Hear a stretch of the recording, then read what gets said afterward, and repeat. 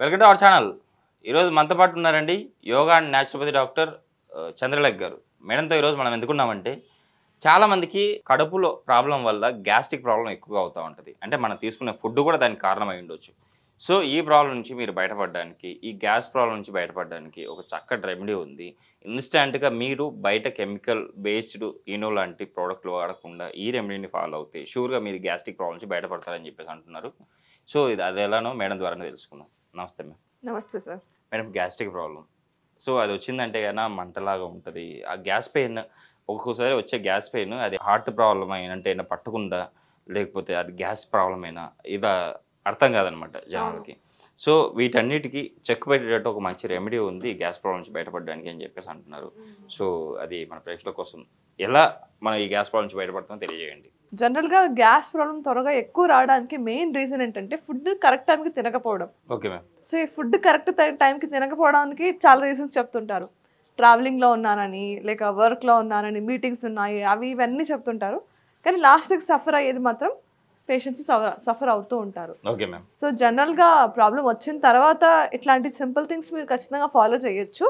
But main intention is to prevent the problem. రాకుండా prevent చేయడం చాలా ఇంపార్టెంట్. కాబట్టి అందరూ కరెక్ట్ టైంకి భోజనం చేయండి. జనరల్గా 2 meals a day is very very good. 11 o'clock and 7 o'clock. In case if it's highly not possible అని అనుకుంటే అట్లీస్ట్ మార్నింగ్ 8 o'clock, మధ్యాహ్నం 1 అండ్ ఈవినింగ్ బై 6:30, 7 కల్లా డిన్నర్ కంప్లీట్ చేసేసుకోవాలి. అప్పుడే మీరు ఇలాంటి అన్ని గ్యాస్ట్రిక్ ఇష్యూస్ రాకుండా ఈజీగా ప్రివెంట్ చేయొచ్చు. మేడం, గ్యాస్ ప్రాబ్లమ్ని అంటే కాజ్ చేసే కొన్ని ఐటమ్స్ కూడా ఉన్నాయంటారు. ఎలాంటి ఐటమ్స్ అవి ఎందుకు తీసుకోకూడదు? జనరల్గా హెవీ స్పైసెస్. ఓకే. ఇప్పుడు Hyderabad is very very famous for biryani. అయితే రీసెంట్గా ఒక వీడియోలో ఒకటి చూపించారనమాట. ఏదో ఒక ఆర్డర్ చేసే యాప్లో ఆల్మోస్ట్ అతను 365 daysలో 360 కంటే ఎక్కువ number of times biryani order చేశాడంట. అన్ని నెంబర్ ఆఫ్ టైమ్స్ తను బిర్యానీ తింటే అతను గట్టి ఏమైపోయిందండి. అట్లా చాలా కేసెస్ మేము రెగ్యులర్గా చూస్తూనే ఉంటాం. సో ఇట్లా 1 year 2 years చేసినంత వరకు వాళ్ళ బాడీ సపోర్ట్ చేయొచ్చు, కానీ తన తర్వాత హ్యాండ్స్ అప్ చేసేస్తాం, వాళ్ళకి ఇంకేం సపోర్ట్ చేయకుండా పోతుంది. కాబట్టి అలా ప్రివెంట్ చేయాలంటే రెగ్యులర్గా మన బాడీకి, మన గట్కి సంబంధించినట్టు ఈజీగా సాత్విక్ ఫుడ్ తీసుకోవడం చాలా ఇంపార్టెంట్. ఎక్కువ మసాలాలు, హెవీగా రోజు నాన్ వెజ్ తినడము అండ్ ఎక్కువ బయట ఫుడ్ తినడం, ఇట్లాంటివన్నీ కూడా rajasic kind of things or tamasic kind of things ఉంటాయి అనమాట. మన బాడీ సాత్విక్ ఫుడ్ని చాలా ఈజీగా యాక్సెప్ట్ చేస్తుంది. రజసిక్ అండ్ తమసిక్ ఫుడ్స్ని అస్సలు యాక్సెప్ట్ చేయదు. యాక్సెప్ట్ చేయకపోగా మనకి అది పనిష్మెంట్ లాగా అయిపోయిన తర్వాత అలా కాకూడదంటే ఫస్ట్ థింగ్ కరెక్ట్ టైంకి తినడం, మంచి ఆహారం తినడం చాలా ఇంపార్టెంట్. మేడం, ఇన్ కేస్ మనకి ఇక్కడ పెయిన్ వచ్చింది, అది గ్యాస్ట్రిక్ పెయినా లేకపోతే హార్ట్ పెయినా, మనం ఎలా తెలుసుకోవడం? ఫస్ట్ థింగ్ ఏంటంటే జనరల్గా గ్యాస్ పెయిన్ అప్పుడప్పుడు వస్తుంది అనుకోండి, వెంటనే డాక్టర్ దగ్గరికి వెళ్ళాలి. అది గ్యాస్ట్రిక్ పెయిన్, హార్ట్ పెయిన్ అంటే హార్ట్ పెయిన్కి ఏంటంటే ఇక్కడ స్టార్ట్ అయిన పెయిన్ ఇలా రేడియేట్ అయ్యి ఈ చిటికెన్ వేల్ దాకా వస్తుంది అనమాట. Okay. This is one of the differentiating symptom.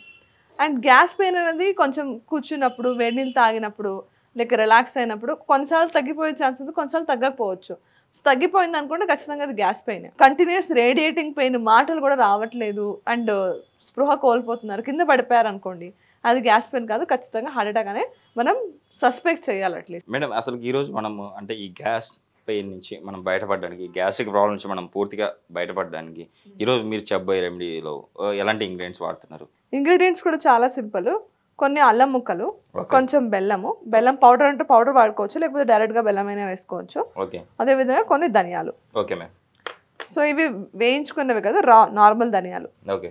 ఈ సింపుల్గా చేసిన ఈ ఇంగ్రీడియంట్స్లో ఇంపార్టెన్స్ చూసుకుందాం ఎందుకు వాడాలనేది. Okay ma'am. అల్లంలో చాలా ఎక్కువ యాంటీ ఇన్ఫ్లమేటరీ ప్రాపర్టీస్ ఎక్కువ ఉంటాయి. ఓకే. ఈ కాన్స్టిపేషన్ అయినా, గ్యాస్ట్రిక్ అయినా, ఇరిటెంట్స్ ఉన్నా కానీ బేసిక్గా ఎక్కువ మసాలాలు వాడుతున్నప్పుడు ఎక్కువ వాళ్ళ బాడీ ఎఫెక్ట్ అవుతూ ఉంటుంది. కానీ ఈ డ్యామేజ్ అయిన గ్యాస్ట్రిక్ మ్యూకాస్ అన్ని రిపేర్ చేయడానికి మనకి యాంటీ ఇన్ఫ్లమేటరీ, యాంటీసెప్టిక్ ప్రాపర్టీస్ చాలా ఎక్కువ కావాలి.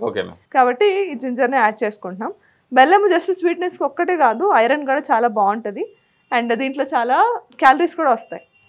అండ్ ధనియాలు వచ్చేసి బాగా డైజెషన్ అవ్వడానికి, దాంట్లో ఇమ్యూనిటీ పవర్ కూడా చాలా త్వరగా పెరుగుతుంది అనమాట. సో క్విక్లీ మనం ఎలా చేయాలో చూద్దాం. సో 1 glass వాటర్ యాడ్ చేయండి.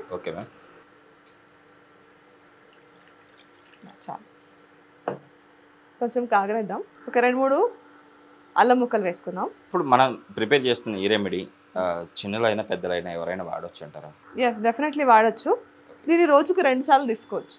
మార్నింగ్ ఒకసారి, ఈవినింగ్ ఒకసారి 2 సార్లు తీసుకుంటే బాగా డైజెషన్ అవుతుంది. అదేవిధంగా గ్యాస్ట్రిక్ సమస్యలు రావన్నమాట. ఎక్కువ త్రేపులు రావడము, లేకపోతే ఎక్కువ గ్యాస్ ఇష్యూస్ ఉంటాయి, అలాంటివన్నీ కూడా ఈజీగా రిలీవ్ చేసుకోవచ్చు. ఇన్ కేసు గ్యాస్ట్రిక్ ప్రాబ్లమ్ని నెగ్లెక్ట్ చేశారా, నార్మల్గా వస్తుంది కదా అని చెప్పేసి ఫ్యూచర్లో ఏమైనా ఎఫెక్ట్ అయ్యే అవకాశం ఉందంటారా? చాలా ఎఫెక్ట్ అవుతుంది. ఇప్పుడు మనకి గ్యాస్ట్రిక్ రీజన్లో అల్సర్స్ వస్తున్నాయి, ఇప్పుడు ఓకే ఫుడ్లో వస్తున్నాయి అనమాట. ఆ ఫుడ్లను కూడా ట్రీట్ చేయకపోతే ఒక్క ముద్ద కూడా మీరు నోట్లో ఫుడ్ పెట్టుకోలేరు, అంత ఎక్స్ట్రీమ్ పెయిన్ ఉంటుంది అన్నమాట. ఓకే అవి మెడిసిన్స్ తీసుకుని ఎంతవరకు సప్రెస్ చేస్తే అంత పెరుగుతూ ఉంటాయి. లోపల పెరిగింది బయటకు తెలియదు, కానీ సిమ్టమ్ ఒక్కసారికి అవుట్బస్ట్ అవుతుంది అనమాట. అలాంటివి కాకుండా ప్రివెంట్ చేయాలంటే సింపుల్గా ప్రాబ్లం చిన్నదానిగా ఉన్నప్పుడు మనము ఎక్కువ ఫోకస్ పెట్టి చూసుకోవాలి. మీరు చెప్తే నాకు ఇప్పుడు గుర్తొచ్చింది మేడం, మాకు తెలిసిన వాళ్ళకు కూడా ఇలా ఇండస్ట్రైన్లో ప్రాబ్లం వచ్చి అది మళ్ళీ కట్ చేసి ఆపరేషన్ చేయించుకొని మళ్ళీ మన బాడీలో ఉన్న ఆర్గాన్ కాకుండా వేరే ఆర్గాన్ తీసుకొచ్చి అక్కడ పెట్టడము ఇలాంటివి కూడా జరిగినాయి మేడం. దానికి క్యాన్సర్ కూడా అన్నారు కూడా. అవును. సో లాంగ్ టర్మ్లో ఏదైనా కానీ, ఎస్పెషల్లీ క్రానిక్ డిజార్డర్స్, ఇప్పుడు సడన్గా యాక్సిడెంట్ అయింది అనుకోండి, అది ఎమర్జెన్సీ కండిషన్, ఓకే కానీ నిర్లక్ష్యం వల్ల ఆరోగ్యం చెడగొట్టుకోవడం అనేది ఒక పెద్ద నేరం అనే చెప్పాలి. Okay ma'am. సో ప్రాపర్గా స్టిచ్ ఇన్ టైమ్ సేవ్స్ 9 అనే ఒక ప్రవర్బ్ ఉంది. Okay ma'am. అంటే చిన్న మోడిఫికేషన్ చేసుకోవడం ద్వారా మనం ఎంత పెద్ద పెద్ద కాంప్లికేషన్స్ని ఈజీగా ప్రివెంట్ చేయొచ్చు. సో అలా చేసుకోవడం ద్వారా హెల్త్ బాగుంటుంది అండ్ అంత పెయిన్ సఫర్ చేయాల్సిన పని లేదనమాట. ఒక గ్లాసు నీళ్ళల్లో ధనియాలు, కొంచెం అల్లము అండ్ కొంచెం బెల్లం, అంతే, 3 ఇంగ్రీడియంట్స్ ప్లస్ వాటర్. ఆఫ్ చేసుకుందాం. సో ఇప్పుడు రెడీ అయిపోయింది. Okay ma'am. మనం గ్లాస్లోకి ట్రాన్స్ఫర్ చేసుకుందాం.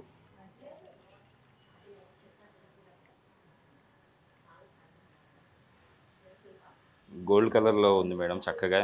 ఎస్. టీ బదులు ఇది తీసుకోమంటారా? డెఫినెట్లీ. అవును, 2 times తీసుకోండి రోజుకి. తీసుకోవడంతో పాటు మంచి హెల్దీ అండ్ సాత్విక్ ఫుడ్ తీసుకోవడం చాలా ఇంపార్టెంట్. Okay ma'am. మేడం సాత్విక ఫుడ్ అంటే కూరగాయలు ఆకుకూరలే అంటారా? సాత్విక ఫుడ్ అంటే ఏదైనా కానీ మన బాడీ ఈజీగా యాక్సెప్ట్ చేసేది. ఓకే. ఇప్పుడు కూరగాయలైనా ఫ్రెష్గా ఉన్నవి సాత్విక్ అవుతాయి అన్నమాట. ఓకే.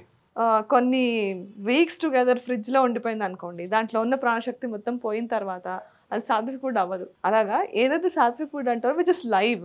ఓకే. ఇప్పుడు కొన్ని మూంగ్ దాల్ తీసుకొని మనం నానేసాం అనుకోండి, తర్వాత దాన్ని స్ప్రౌట్స్కి కన్వర్ట్ చేసినప్పుడు మనం దాన్ని తీసుకుపోయి ఒక చిన్న మట్టిలో వేసామనుకోండి, వెంటనే చెట్లు వస్తాయి. అంటే దట్ ఈస్ లైవ్ ఫుడ్. అట్లాంటి లైవ్ ఫుడ్ మనం రెగ్యులర్గా తీసుకున్నప్పుడు అదే లైఫ్ ఎనర్జీ మనకు కూడా వస్తుంది అనమాట. Okay. That's something but sattvic food. నిజంగా మేడం, ఈరోజు మన ప్రేక్షకుల కోసం అంటే గ్యాస్ట్రిక్ ప్రాబ్లం ఉన్న వాళ్ళు చూడండి, మేడం చెప్పినట్టు 3 ఇంగ్రీడియంట్స్, ఈ ఇంగ్రీడియంట్స్తో మీరు ఇలా టీ లాగా చేసుకొని మార్నింగ్ నైట్ మీరు నార్మల్గా వాడే టీని వదిలేసి ఈ టీని మీరు రెగ్యులర్గా తీసుకోండి. షూర్గా మీరైతే గ్యాస్ట్రిక్ ప్రాబ్లం నుంచి బయటపడతారు. తర్వాత వచ్చే మీకు అంటే కొలన్ క్యాన్సర్లు కానీ ఇట్లాంటి క్యాన్సర్ల బారిన పడకుండా ఆరోగ్యవంతులుగా ఉంటారని చెప్పి చాలా చక్కటి ఇన్ఫర్మేషన్ ఇచ్చారు. మంచి రెమెడీ కూడా చెప్పారు. సో ఇంత మంచి రెమెడీ చెప్పారు కదా మేడంకి మనం థ్యాంక్స్ చెప్పుకోవాలి. మేడం ఈరోజు మన ప్రేక్షకుల కోసం ఇంత మంచి రెమెడీ చెప్పారు. Thank you. Thank you sir.